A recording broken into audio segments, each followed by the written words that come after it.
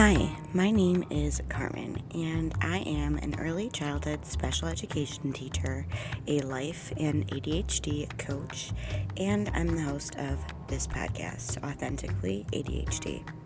I created this podcast to help anyone wondering if they have ADHD, people who have been diagnosed for a while and want some more support and community.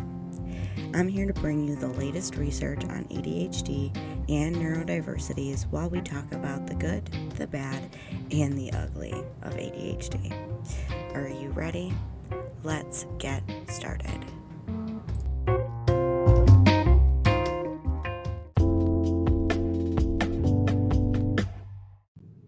Hi, my friend, and welcome back to the podcast.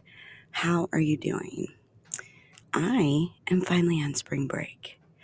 It is the first day of my spring break today, being Saturday, and it's snowing, but it wouldn't be a spring break in Chicago if it wasn't snowing.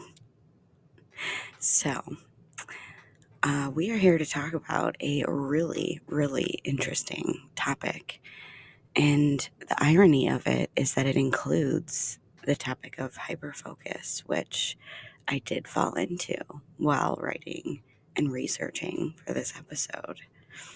But first, I wanted to let you know that you can listen to these episodes early and access my huge library of ADHD resources in my Patreon, along with, hopefully, as I'm building a community of people who feel the same ways that you do, so they understand.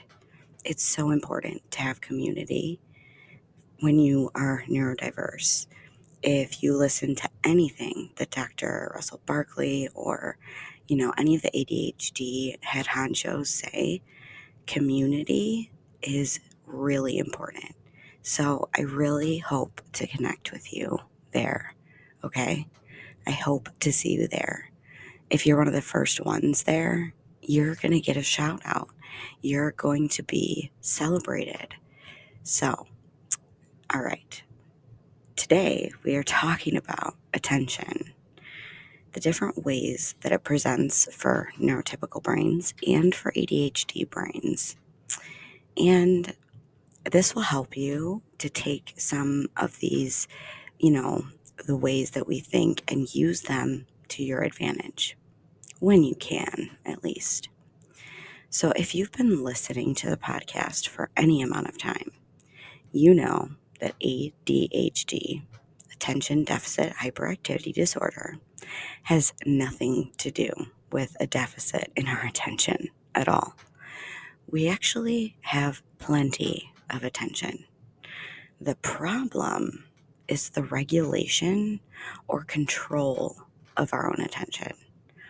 It's where we want to focus our attention and the type of attention available to us at the time, along with any external or internal distraction that may come up for us. Now you may be thinking, distraction, those are really only external. But remember those intrusive thoughts that we have and emotions. Those are the internal distractions that I'm talking about.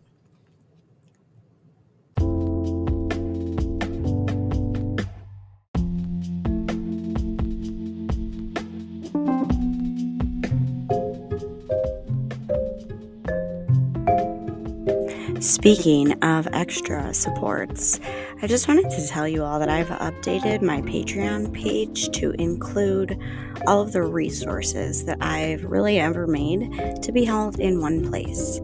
Just head to my show notes. The VIP members do get a little extra, but you can also purchase like my brand new Ultimate ADHD Journal and Planner, which I've been using for the past year. That has worked. Nothing is priced over $10, and everything is at least 50 to 100 pages that you can download and print. You can get it binded and sent to you, or you can just read it off your screen and use notebook paper.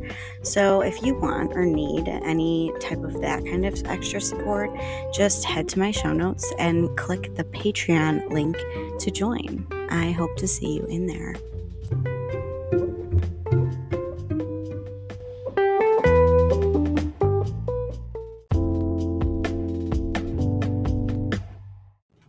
So throughout this episode, I'm going to go through the 4 basic types of attention, how they develop in a typically developing brain, and then how they look different in the ADHD brain.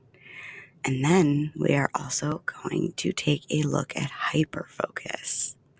Are you ready? Let's get started. So, the 4 main types of attention that develop in the human brain are 1. Sustained attention, 2. Divided attention, 3. Selective attention, and 4. Executive attention. So we're going to start with sustained attention. Sustained attention in a neurotypical brain is the ability to keep your attention on or focus on a person, a conversation, a task, or activity until it is complete. An analogy that I've heard to visualize this a little bit is kind of like up in your brain, the ability to use an imaginary flashlight in order to, shine it where you want to focus and make it stay there until the task or, whatever it is complete. In the ADHD brains, it develops differently. We do not have that flashlight to shine on that one thing.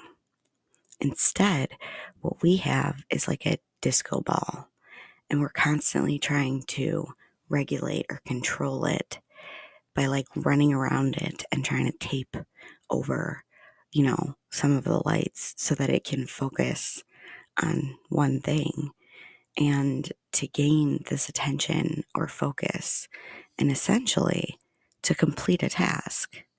Now, there are times that some people who have ADHD experience hyperfocus, a type of attention that we're going to dive into later.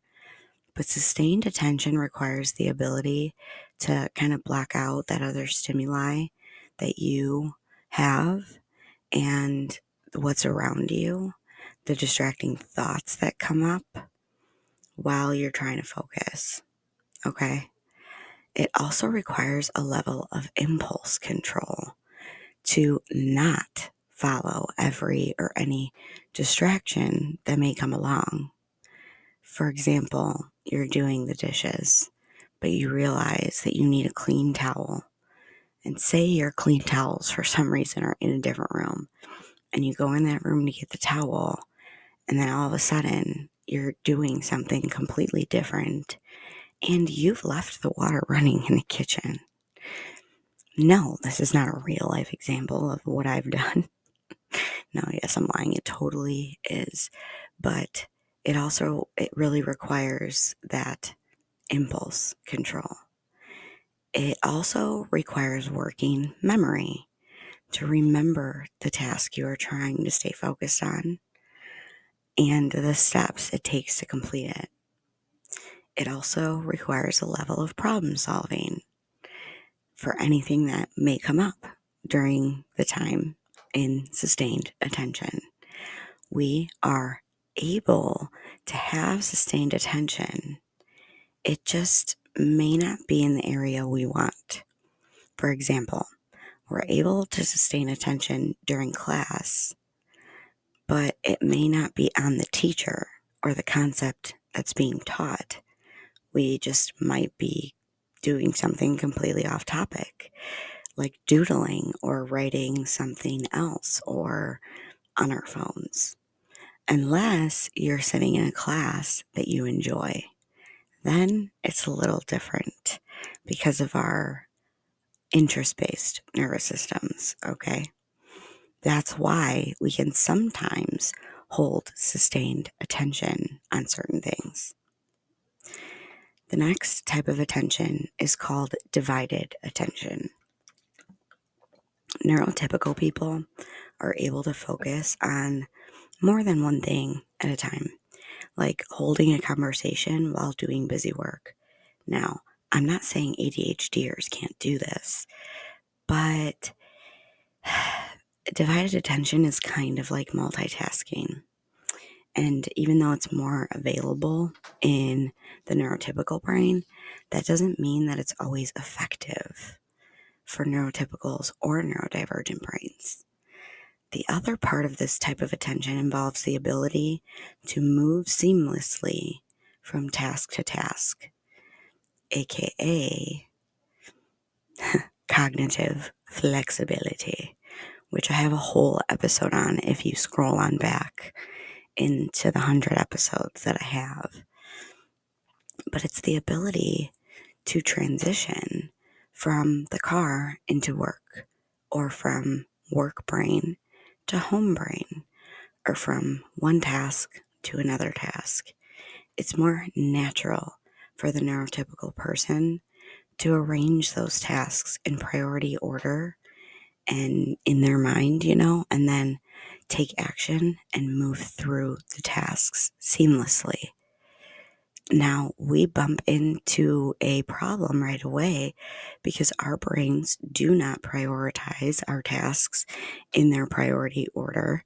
More like all of the things that we think we have to do are all on, the same level, and they're all super important.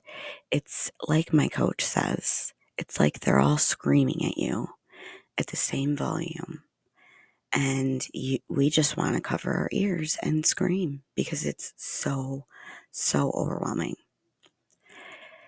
So the case for most ADHD people is that we have a hard time transitioning from task to task, from place to place, and from one mindset to another mindset. This is called cognitive flexibility. It's also referred to as transitioning or set shifting. Our brains take longer and or need a little help to stop one task and move to the next priority task. And I'm not talking about getting distracted, but an intentional way to move from task to task to be productive on our priorities. This is really because our brains lack time management, planning, problem solving, and especially in the moment because of our difficulties with emotional regulation.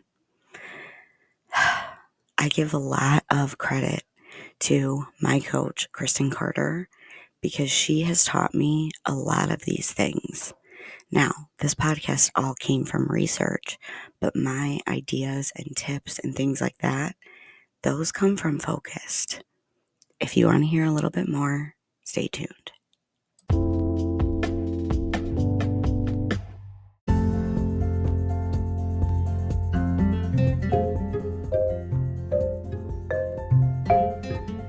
Hey ADHDer, are you looking for more support with your brain?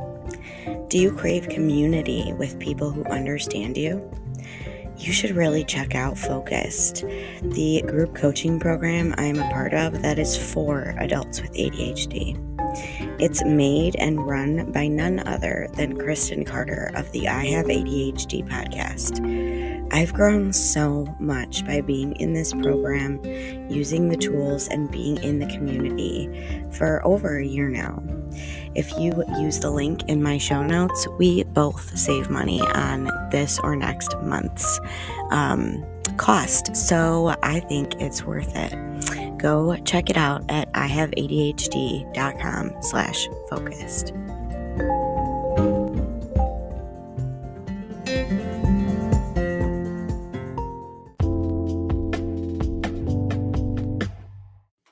The next type of attention is called selective attention. Selective attention develops in a neurotypical brain as they are able to focus on one task while blocking out any external or internal distracting stimuli. For example, they are able to read a book in a coffee shop with all the people, sounds, and smells or being able to ignore the random thought that they should be doing another task. That task over there is more important. This task and that task and all these different things. Another term for selective attention is cognitive inhibition. Yep, you got that right. It's the inhibition cognitively. In the ADHD brain, in order to have selective attention, you must be able to manage and control your impulsive thoughts, behaviors, and essentially tune out irrelevant stimuli. This is the regulation of attention, and we do not have the type of brain that does this naturally. We are naturally impulsive.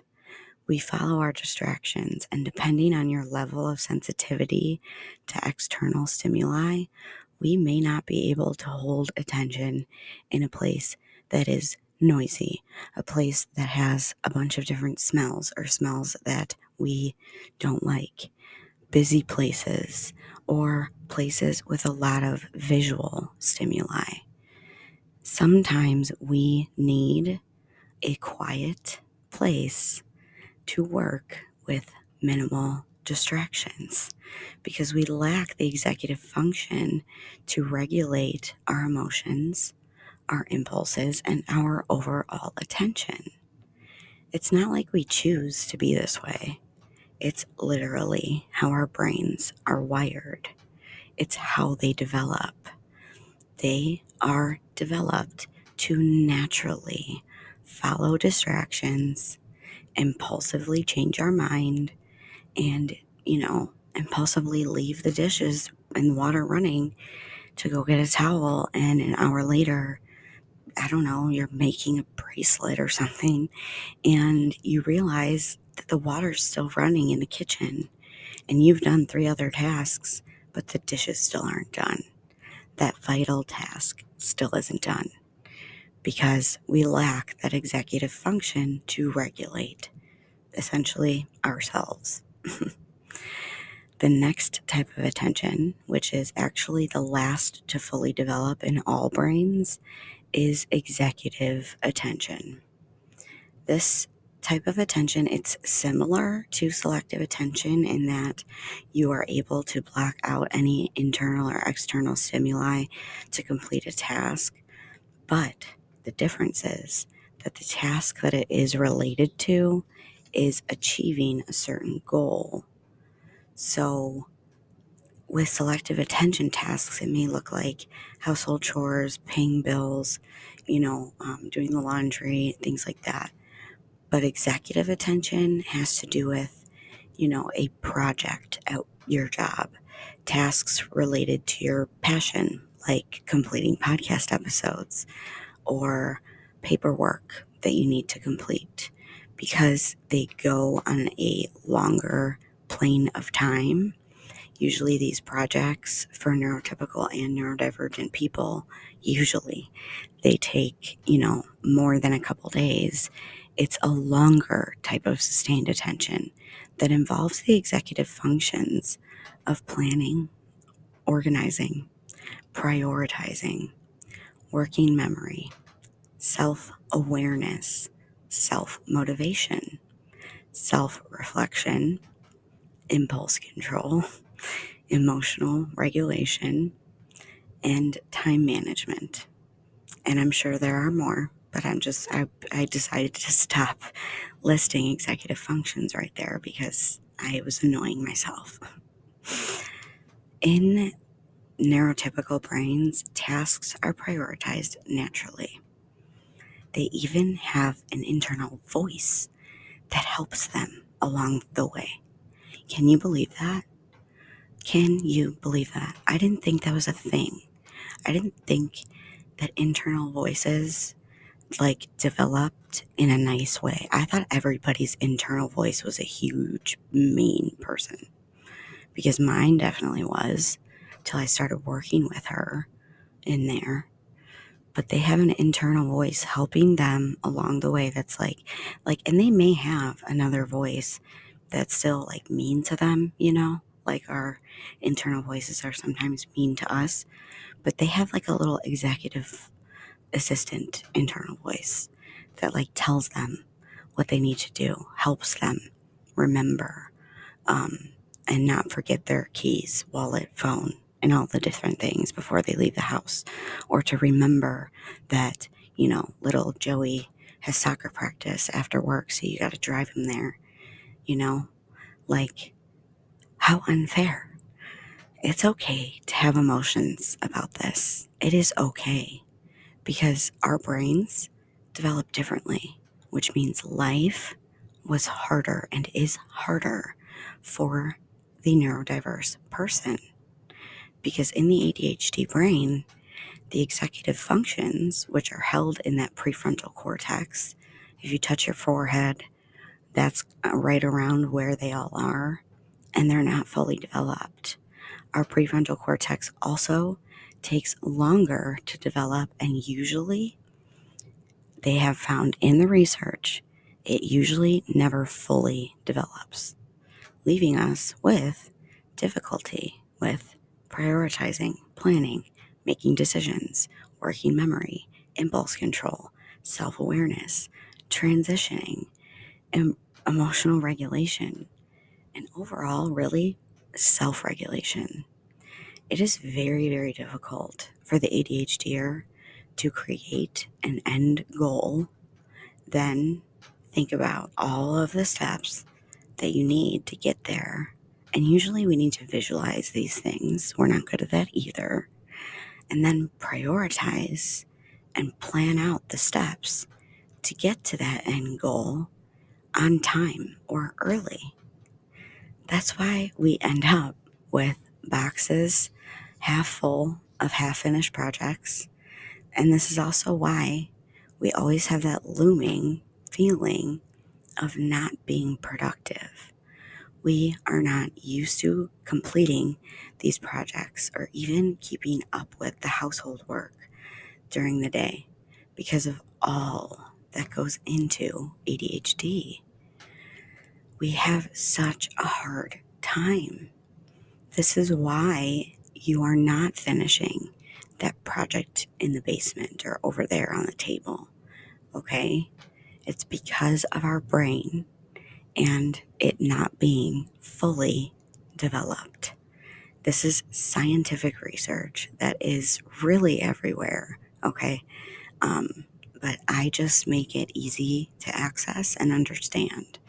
The papers that I had to read through to understand this attention thing is they're really complicated. I end up throwing a lot of the pages out because they don't have to do with much besides, I look at the validity of the study. I look at how they tested people. And in a lot of these things, it was literally by giving them tasks to do and timing them or having them estimate the amount of time they thought it was going to take. One of the studies was huge and it was done pretty recently. I don't tend to use any research older than about 2018 because that's about when research started raising for ADHD. It's one of the reasons that I do this podcast is because there is not enough information, and there's also not enough information available to all of us. That they don't make it easy to understand. They don't make it easy to access. I have a membership to a research paper site, only one of them, the best one that I love, in order to read those papers because they're easier for me to understand. And they also have some of the latest research. Like I say in my intro, that's why we're here, is so that I can do this for you. So I can do this with you, okay? Because life with ADHD is hard. So we're trying to make it just a little bit easier.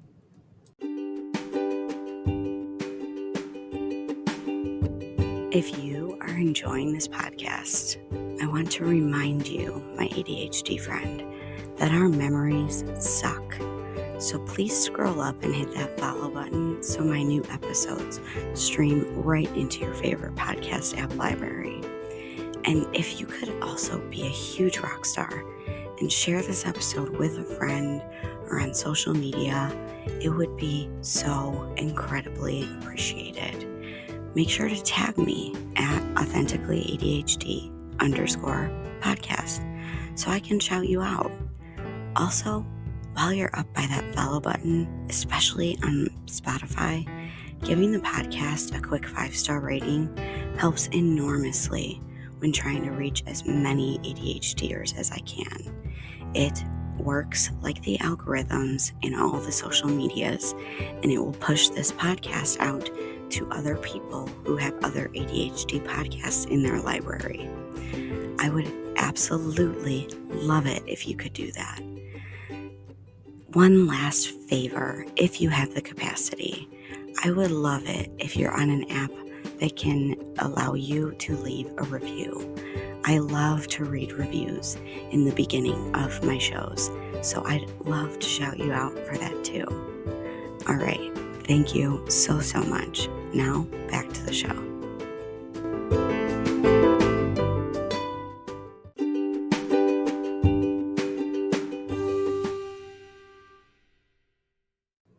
All right, after covering those 4 types of attention, now we're going to look into the concept known as hyperfocus, or a state of flow for the ADHDer.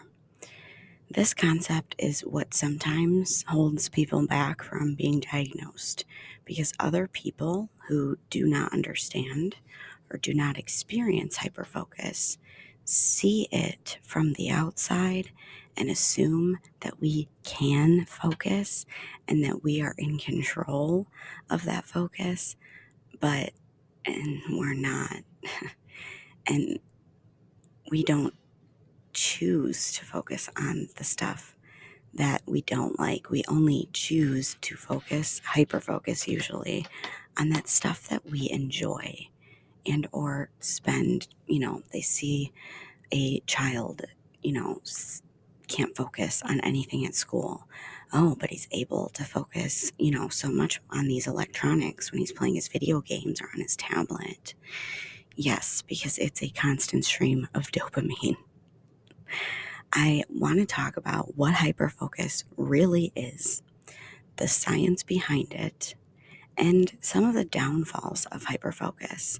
Because although I do think it's useful at times, it can also be detrimental in a few ways. Some people with ADHD do not experience hyperfocus or flow. It all depends on the person. Like I always say, if you've met one person with ADHD, you've only met one person with ADHD. Here's the thing. People with ADHD have interest-based and urgency-driven nervous systems. This means that when we are doing or learning about something that we find interesting, it's easier to have that sustained attention that is usually more difficult for us to access. This is true with urgency and deadline-driven work as well. Have you ever seen an ADHDer whip up a paper that's due the next day, the night before? That involves urgency and a deadline, which we most likely procrastinated or forgot about.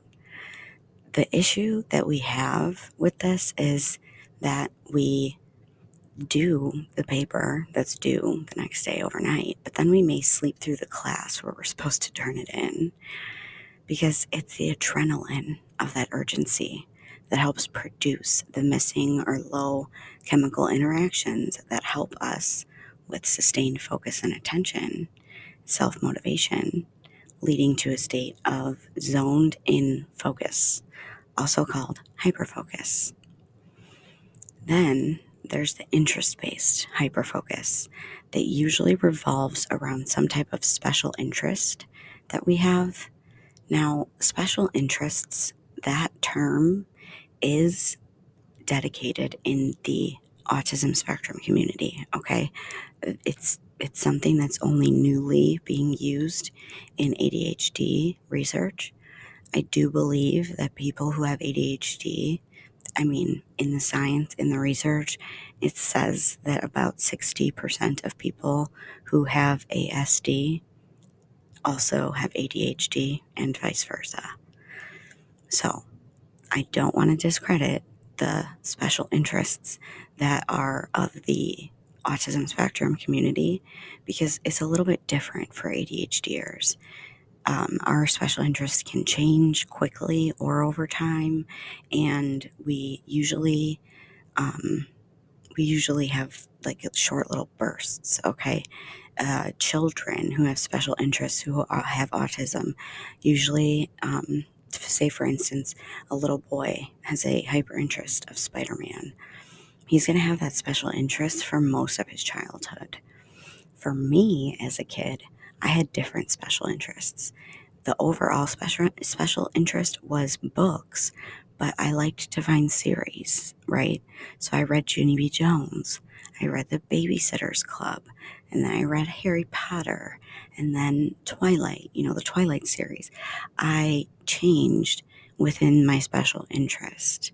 I hope I'm making sense here because they can be anything: topics, sports, history, music, and the list can go on and on and on and on. Some people like to make things. Some people like to do things. Some people like to learn about things.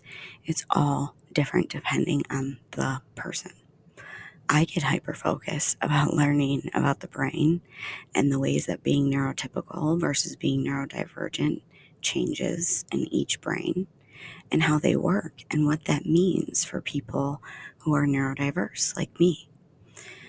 And don't get me wrong, like hyperfocus, it could be great when you are working towards a goal with your interest, such as me learning about ADHD and writing podcast episodes to help you, my listener.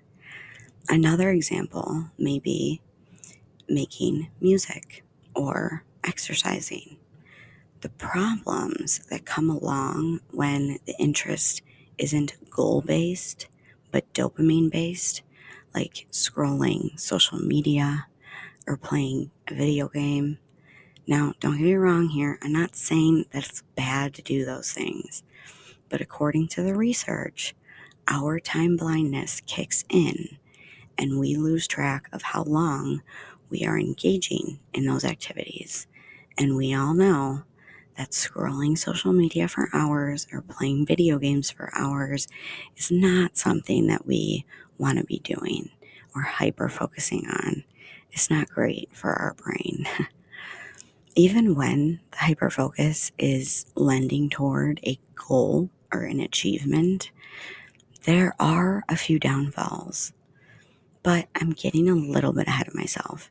I want to talk about what hyperfocus actually is, because in a lot of the podcasts that I've listened to, hyperfocus isn't explained the way that I feel that it could be explained. So I'm taking my own research, my own knowledge, and I'm going to give it to you.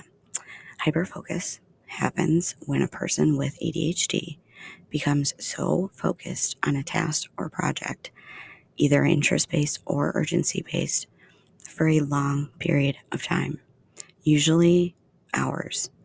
We usually get so involved in the task that we forget to do things like eat, stay hydrated, and really anything in our surroundings. We actually are able to tune out.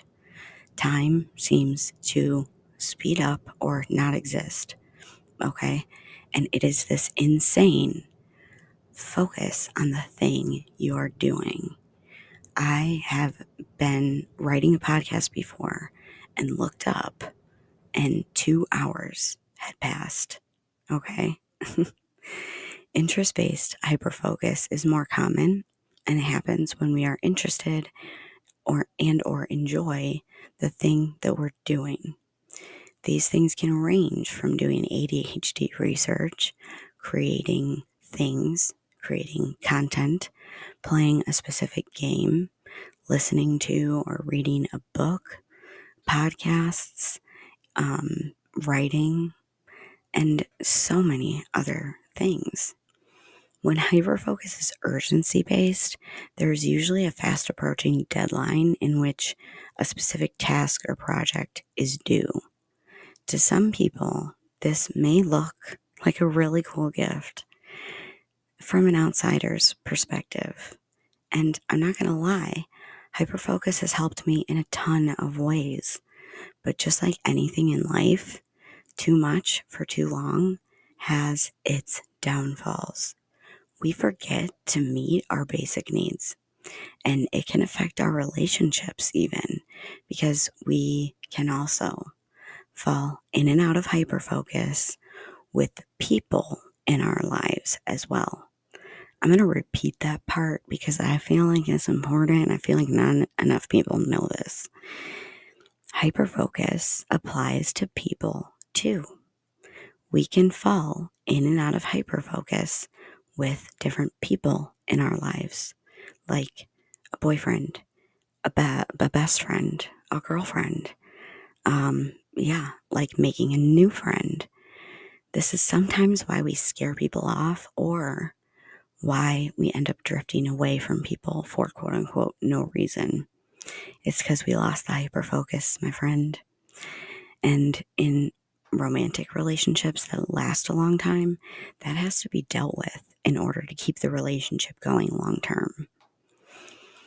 So in the research, which there is very little of about specifically hyperfocus, but I did find some, and they refer to hyperfocus as a struggle to regulate our attention and set shift or transition to a new task.